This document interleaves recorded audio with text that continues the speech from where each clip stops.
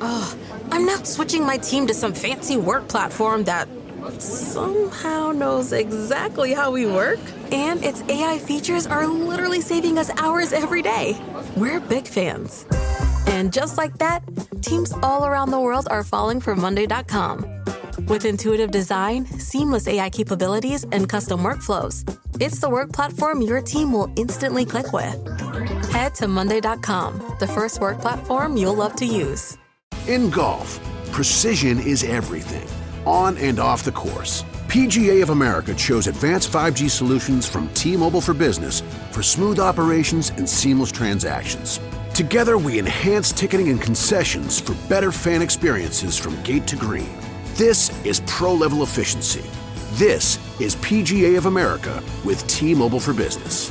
Take your business further at T-Mobile.com/now. Oldish. The art of knowing more and caring less. With your host, Randy Spelling, Brian Austin Green, and Sharna Burgess.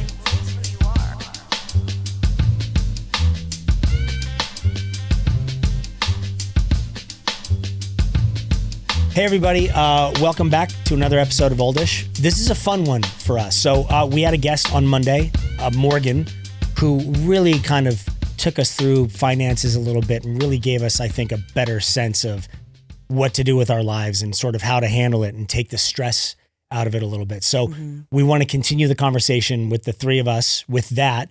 Plus also we just sort of want to unpack and talk about where our lives have been and what's been going on this week and weeks before. And this is a fun opportunity for the three of us to sit together and do that, because we don't get to do it very often. And I really enjoy these episodes. I'm glad we're doing this again. Yeah, we used to do this. Yeah. And now we're doing it again every week. And it feels good. Yeah, I love that we have so many guests too, because I've also learned so much from them. But we used to do, this was our whole first season, just the three of us. We reflect. Right?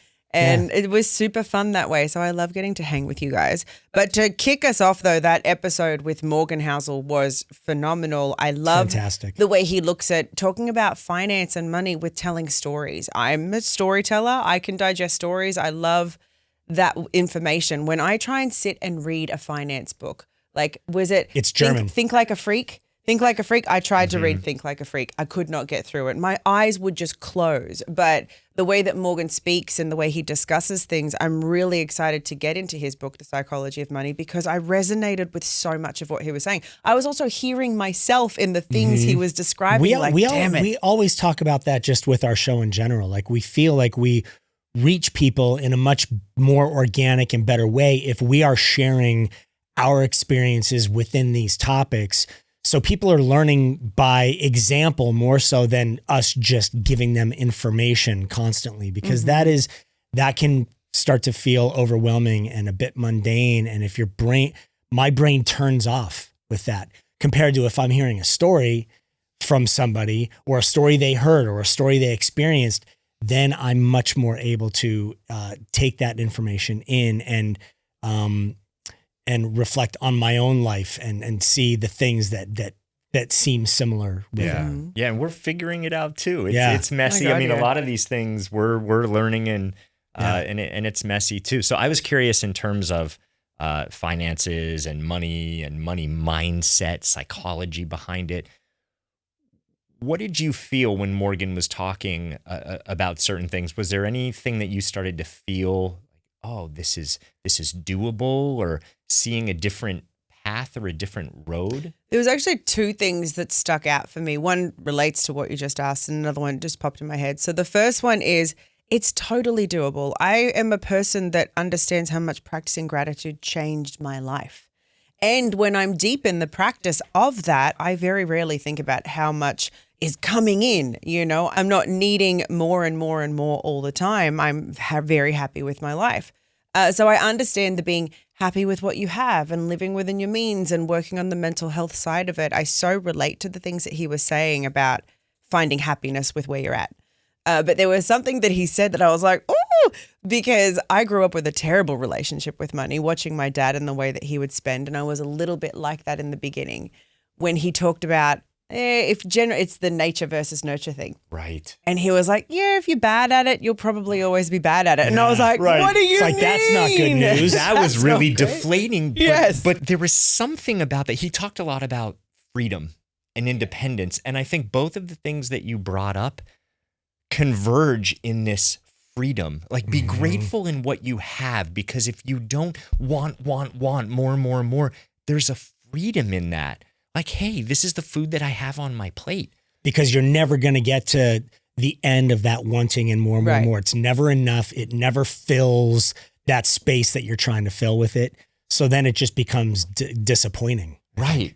So it's like, here's the food on my plate. Let me be grateful for what I have. And maybe you start to even eat slower toward the end because you're like, oh, I'm going to savor this versus I can't wait for seconds and thirds. Agreed. And the other thing is that nature versus nurture. And if we can't change that much, could there be a freedom in, I'm never going to be exceptional. I'm never going to be Warren Buffett. So let's just take that pressure off. The expectation lowers. That's not my path in life.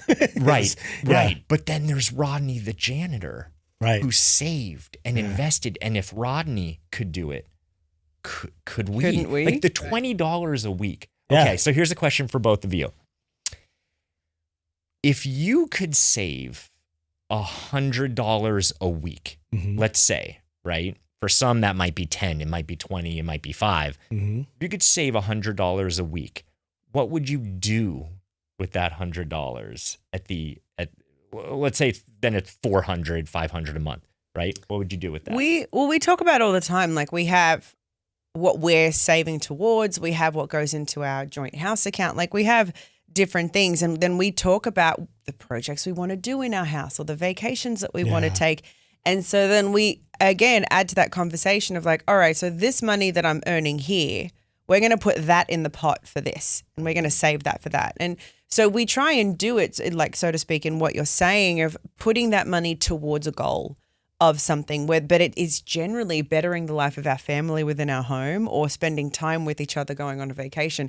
It's never a more expensive car or for me, a handbag or I don't buy those luxury things anymore. It is always being saved for the better of us and our family within our home or enrichment things that we can do with each other. So more experiential and if there's a house project, but it's for the experience of the house, right? An improvement of it or something. Yeah, it's not just stuff. We're never saving for just status things. Right. Like, I look so much cooler now because I have this, right? It's all about like functionality for us, whether it be in travel, in going on vacations, or it be, it's like, okay, we need to redo the pool at some point and summer's coming up but we need to replaster it. So, okay, let's put money aside for that, and so it's all about that. What was funny for me, not funny, but watching, talking to Morgan was it was a chance for me to reflect on when we had Nicole Lappin on season 1, because I was so under, what is the term? I was underperforming just in the finance department. Like I really had no idea these questions she was asking me. I was like, I don't know what's going into accounts. I don't know what's going here, how that's working. So now in hearing Morgan again talking about it, I was like proud of myself. I was like, okay, I'm actually doing those things now. So I have a much better understanding of what it is I'm doing. And so it's these baby steps, but it was such a relief to sit back and hear from him like, oh, this is a good thing to do. And to know like, I'm doing that. I love that you had the experience with Nicole Lappin on the first season where you probably thought, oh no, I don't know any of this. And she was like, what's going into this? And I was like, don't know. She was like, what do you mean you don't know? She'd say words and I was like, I don't even know what that word is. Yeah. I was sweating in that episode. Yeah. I was actually sweating. You were the only one that had any sort of sense of like answering the questions really. Randy was 10 out of 10, A+. Yeah. All the way. Yeah, and she said that at one point, and I remember I was like, just so she did. I walked away smiling from that episode. I was like, right. I feel like at least I have an idea of what I'm talking about. Yeah, but to track your progress, I mailed you a bomb at that point because I was just not happy. But that's amazing to see how much you have grown and learned, and that's the whole idea. Is it's never going to be perfect, right? But it is tracking your growth and seeing that you can change from not knowing all that to now going, I feel pretty proud. Breaking up is never easy, but saying goodbye to your old clunky work tools, well, that's easy. Just repeat after me. It's not me, it's definitely you. You rigid, unfriendly software. It's time to freshen things up with Monday.com, the first work platform you'll love to use. With stunning dashboards, customizable templates, and built-in AI that actually works, switching to a new work platform has never felt this good. So move on to Monday.com. Imagine this. The best pasta sauce you have ever tasted sits abandoned on a plate. Wasted sauce. That is a tragedy. If only you had used Barilla al Bronzo pasta. Its bronze-cut texture holds your sauce and scoops up every last drop. The Italians call that scarpetta. Capture sauce the Italian way. Barilla al Bronzo. Click or tap the banner to find out more. What's funny is when you go through life relying on other people to do things, it detracts from your understanding of what is happening. Totally. I have always had financial advisors and a business manager and people to do these things. So I was always kind of like, oh no, they'll do that. Like I don't need to worry about that stuff. And now I'm in a much clearer sense of like, I love that they're doing it for me. So I don't have to do the grunt work of doing those things all the time, but I want to understand them. And so it's a total different understanding of, like I said, my accounts, being able to now go online, go on an app and go, okay, I've got this came in from here. So it went right into there. So I have a sense of like watching things grow and where they're going. That's how I got stuck. So the story that I shared about blowing all of my money. When I first got to LA and I was earning all this money, I took on a business manager, not the one that I have now. And that business manager, I went in with the goals that I wanted. I want to buy a house. I want to do this. Like I had things. But he just gave me no accountability. He'd just pay bills. I didn't even have a credit card to build credit. So after 3 or 4 years, I think it was, before I had ended up with Laurie, I had zero credit, no money to show for it, not a house to show for it, and had no education on even how to build wealth or understanding within this country. And so when I went over to Laurie, she's like, I could not rent it because I had broken up with my ex at the time. I was, I think, 29, 30. I couldn't even rent an apartment myself without my friend co-signing because I had no credit. Wow. It didn't matter how much money I earned. I had no credit. And Laurie was like, what do you mean? Right. So we fixed all those things. I had my amazing friend. She co-signed for me on the rent. I was there for less than 2 years. I was able to save enough, buy a house, build some credit, and do all of these things because I was given accountability. She sat me down. She'd show me. She would separate everything and show me where my money was going. And I understood the weight of small purchases and luxury and convenience. Mm-hmm. And then she would also make me approve my credit card bills. And then I would sit there. I'm better at it now. But I would sit there at the end of year tax conversation that we're having about, and I was like, this is actually another language. Right. Like it's German. Yeah. I was just going cross-eyed while sitting there with her and zoning out because I knew nothing. I'm better at it now and I can understand where things are moving and going. And that also gives me a sense of confidence and independence. Totally. It gives you a huge sense of confidence to know. It's a relief. Yeah.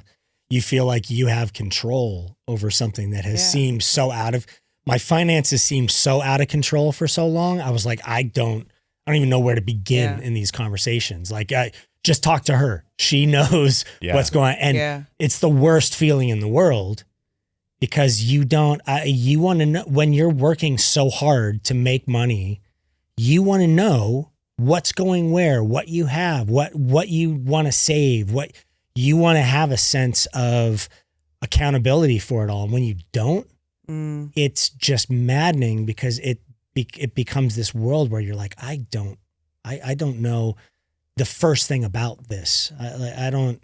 I think there's something interesting, this word control and confidence that we're bringing up too. And it is something that Morgan talks about, but we didn't get into.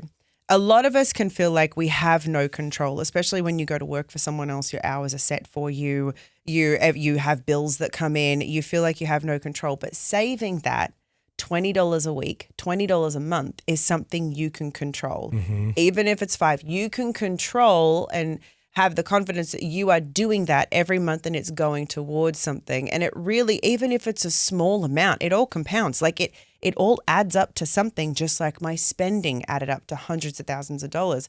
The saving can do the same thing. And so I think it's a really great tip for people that even if you are, say you only earn $55,000 a year, right? And you're feeling like there's no possible way you could ever save anything, but maybe $5 a month you could. That's something you can control, and then you can find more and more ways to make it $7 and then $10 if you can. And at the same time, you're, I think, building confidence that you're having the ability in doing that. You're watching something grow. And then hopefully at the same time, working on that, having gratitude for what you have in your space. Yeah. It's funny. I think spending and saving are these two words, they're really important, but they're so nebulous because you don't see it. And sometimes having visual aids. Mm-hmm. So in a household, getting a sand bucket, colorful, putting it on the counter, and maybe once a week as a family, you go, we could eat out and it would be fun. Or we could take the amount of money that we would spend. We could, use leftovers in the fridge but we're doing it intentionally. So let's just calculate. Let's just say it would have cost $200 to eat out. You have a family of, you're feeding 6 people. Yeah.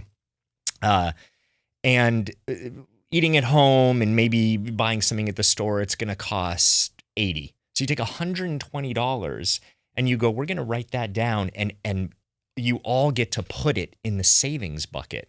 And then maybe at the end of the month, because everyone gets to see, you go, what do we have in the savings bucket? And all of a sudden, there's $900 or $1,500 in the savings bucket. And there's this idea of, here's where my money's going. And everyone could talk about, what are we saving for? What is a family trip or whatever? So it goes towards something, because otherwise you're like, oh, Amazon, or oh, dinner. And in the moment, those things feel so convenient. But it's like, if I don't do that, I'm depriving myself. And we don't want to feel deprived, right? Right. But it's not depriving. It's actually consciously directing it in another way. Making a choice. Yeah. Oh, I love that. Yeah. That's a really great activity or tip or something that people can do as a family. Because the visual aid really, really helps. Otherwise, it's like, where's this all going? I just got for the kids these green light debit cards. Me too. I just got that. And the kids love them, because then they can send these, they can save these savings goals, spending goals, and all these things, and see the money accumulating compared to they just have a wallet full of, bills. And it's amazing, because then now they have this sense of oh, I want to save up for this. I want to do. And if there's something they want to buy, they use their own card, but then they see on their phone or on they see the money go away. It's become a great tool for us.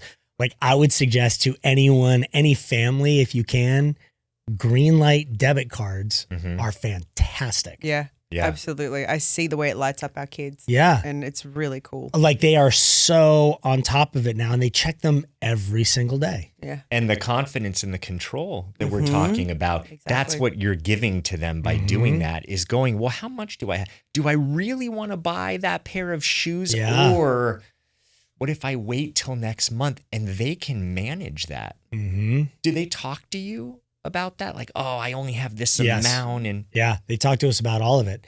They have, they all have chores that they do. So then there's a weekly amount that goes in. And so they're kind of watching it build, and they can deposit it into different buckets within their account. So it's really cool the way it's structured that way. It's not just one savings account. It's you've got all these different sort of sub buckets that you can put it in. a gift, thing. You have savings goals and you put money into those. So then if you go into a store and you try to use the card and it goes over what you're saving, it doesn't go into that. It doesn't go into the savings thing. Like that still stays in it. So it kind of forces their hand to stay on the path of of these goals that they've set for themselves, which is really, it creates responsibility. And they can also use it. You can add it to things, right? Journey used it to buy something off Amazon.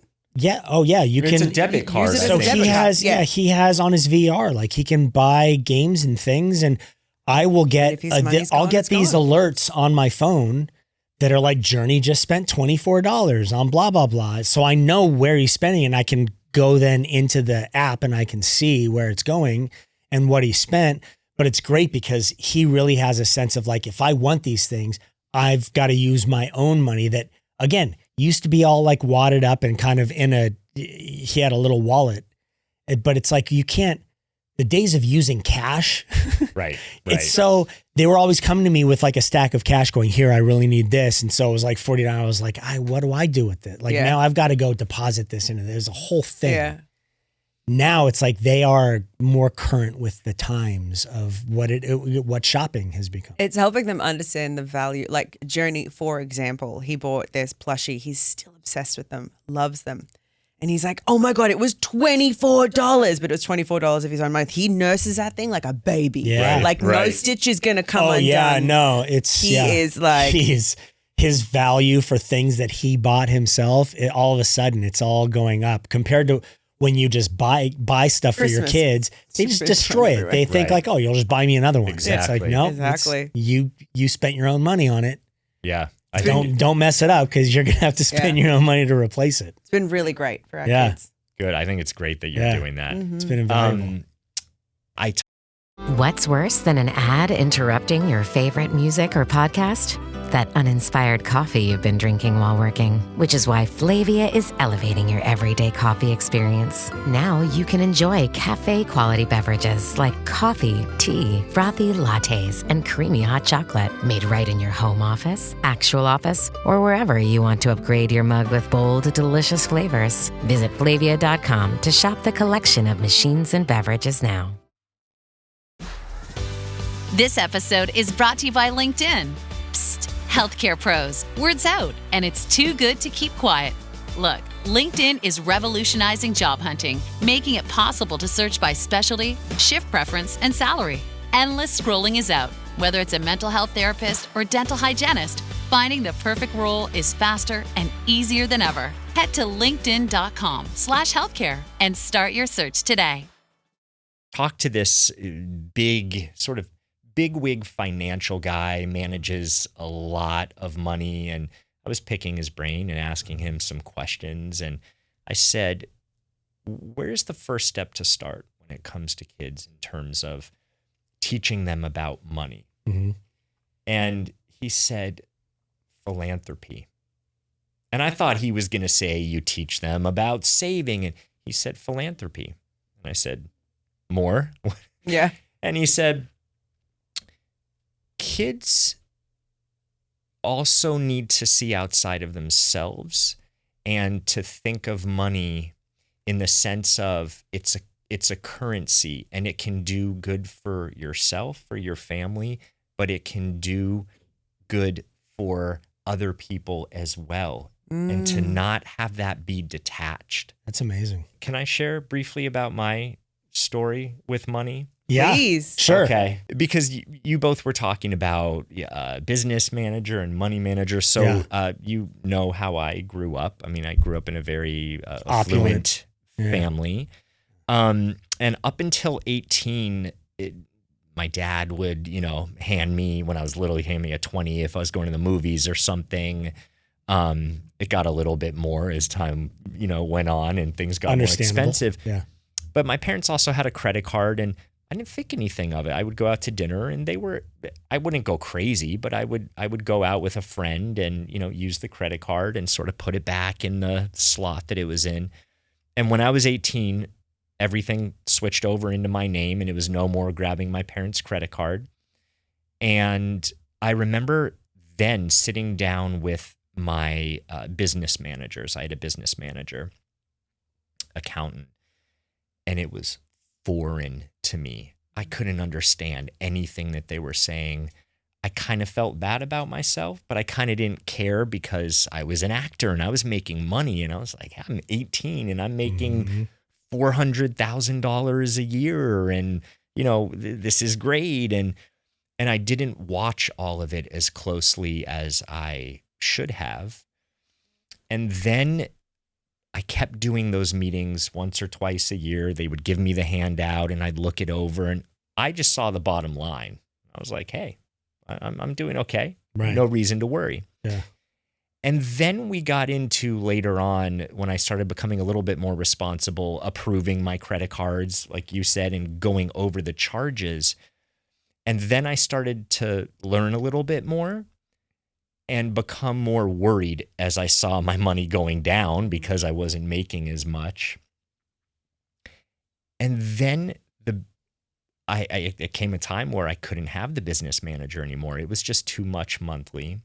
And I was terrified because I was so reliant on what they did for me that I thought, I don't know. I still remember the day that I found this out and my heart was beating fast. And I thought, how am I going to do all of this? They basically kind of run so much of my life. And I asked them questions. And interestingly enough, I adapted, right? I started learning how to look at all the credit cards digitally and pay for them. And within a few months, I was doing it all. And I'm sharing this story because, like Morgan talked about with nature and nurture, I don't think that my relationship with money fundamentally changed. But like you said a couple years ago, is taking control of what you can, seeing how much I was spending, watching every charge that went on the credit card bill, and being able to manage everything, and then saying, oh, you know what? I'm not going to order that thing that's going to come in, 24 to 48 hours because do I need it? I don't really need it. And is that actually going to stress me out because I kind of want it in the moment, but then am I going to be behind in some way? Right. And I wanted to share this because it was painful for me. And I know it sounds funny, but money can be painful. And I think someone listening understands that. You go to bed at night thinking, am I going to have enough? Oh my God. Right. And it'll keep you up all night long because your brain just starts spinning out of all control. Night. What ifs? And what if I run out and you're watching things or you're not watching and there's no control. Especially when you have kids in a family too. You're really worried about like, oh, if I run out, then what do I do? Like, how do I, then how do I handle this? Right. Mortgage, car payments, school payments. Now what do I do? Yeah. And just lowering that expectation, like Morgan said, of do I even need all of this? And is this all making me happy? Whatever I want for need. So, okay, we put that off for a while. Is that going to necessarily ruin my life? And I don't know if you both have found this, but money is an interesting thing. Now, of course, this I'm not talking about survival, right? Because that there is a certain amount of money where you have, right? I think it's something like 180 to 250 is sort of like, when you have a certain amount of money where you can pay for all of the basic things that you need. Then it's like, okay, yes, you make more money. Yes, you can have more things, but you're out of survival. Mm-hmm. Those things that you thought make you so happy, you actually don't need. And sometimes delaying that, you get a chance to see, how can I become more resourceful so that, I can not stress so much. And I think the stress, as we all know, is such a big killer. So anything that you can control around money, if I could do it, if you could learn, if you can figure out how to get credit, and then anyone listening can do that as well. I do believe that.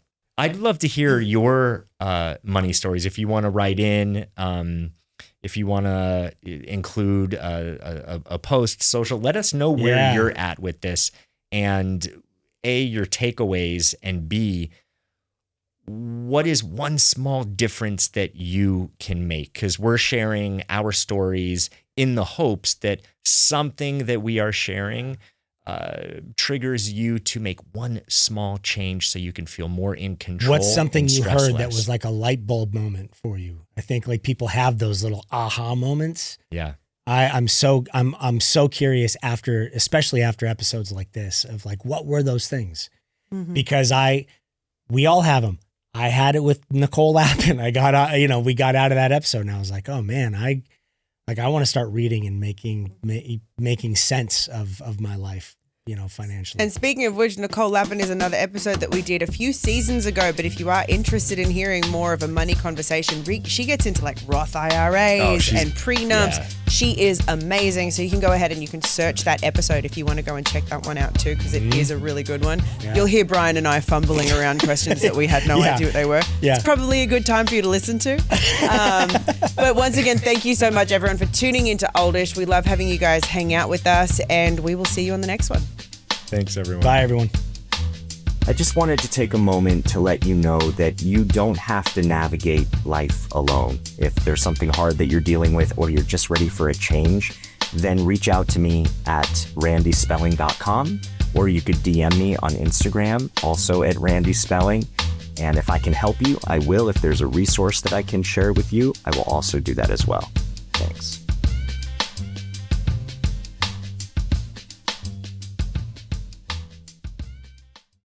When we started writing our thoughts down on paper, it opened up endless possibilities. Ideas could grow beyond the borders of the mind, and it changed the world. Somewhere along the way, we lost touch with paper, distracted by devices made for every purpose except for thinking and focus. On edge, waiting for the next notification. But what if new technology didn't pull us away from paper, but brought us closer to it? Listen. That's not paper. It's the sound of the new Remarkable Paper Pro, rewriting the future. A paper tablet with a true color ink display, gentle reading light, and unheard of tactility. With digital features for taking notes, thinking, and organizing, without any distractions. Paper is about to change the world again. Get your paper tablet at remarkable.com today.